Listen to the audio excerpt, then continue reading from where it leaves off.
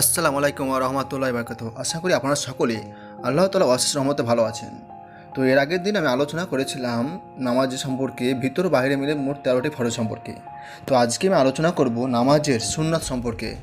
1 নম্বর, তাকবীরে তাহরিমার সময়। পুরুষদের জন্য উভয় হাত কান পর্যন্ত উঠানো এবং মেয়েদের জন্য কাঁধ পর্যন্ত উঠানো সুন্নাত। দ্বিতীয় নম্বর অর্থাৎ 2 নম্বর হচ্ছে যে পুরুষদের জন্য নাভির নিচে হাত বাঁধা আর মেয়েদের জন্য বুকের উপর হাত বাঁধা সুন্নাত। 3 নম্বর হচ্ছে যে সানা পড়া।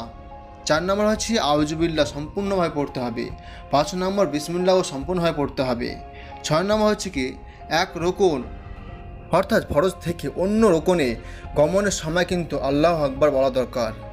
7 নম্বর হচ্ছে রুকু থেকে উঠবার সময় সামি আল্লাহ লিমান হামিদা এবং রাব্বানা কাল হামদ বলা। 8 নম্বর হচ্ছে রুকুর মধ্যে সুবহানা রাব্বিয়াল আজিম কমপক্ষে 3 বার বলা। সেজদার মধ্যে সুবহানা রাব্বিয়াল আলা কমপক্ষে 3 বার বলা। 10 নম্বর হচ্ছে কিনা 2 সেজদার মাঝে ও আত্তেহাতুর পড়ার সময় পুরুষদের জন্য বাম পা বিছিয়ে তার উপর বসা এবং ডান পায়ে পাতা দাঁড় করিয়ে রাখা, আর মেয়েদের জন্য উভয় পায়ের পাতা ডান দিকে বের করে জমিনের ওপর বসা। নম্বর 11, দুরূদ শরীফ পড়া। 12 নম্বর হচ্ছে দুরূদ শরীফের পর দোয়া মাসুরা পড়া। 13 নম্বর হচ্ছে সালামের সময় ডান ও বাম দিকে মুখ ফেরানো। 14 নম্বর হচ্ছে কিনা ইমানের জন্য সালামের মধ্যে ফেরেশতা, মুক্তাদি ও নেককার জিন যারা নামাজে হাজির হয় তাদের নিয়ত করা, আর যদি মুক্তাদি হয় তবে প্রশস্ত নামাজি ফেরেশতা ও ইমানের নিয়ত কর।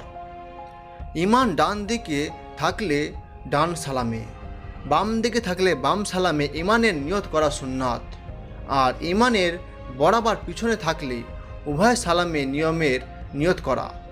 নামাজের সুন্নাত ত্যাগ করে নামাজ হয়ে যায় বটে, তবে সওয়াব কম হবে। তাই আমরা সকলেই নামাজের সুন্নাত যথাযথভাবে পালন করার চেষ্টা করি।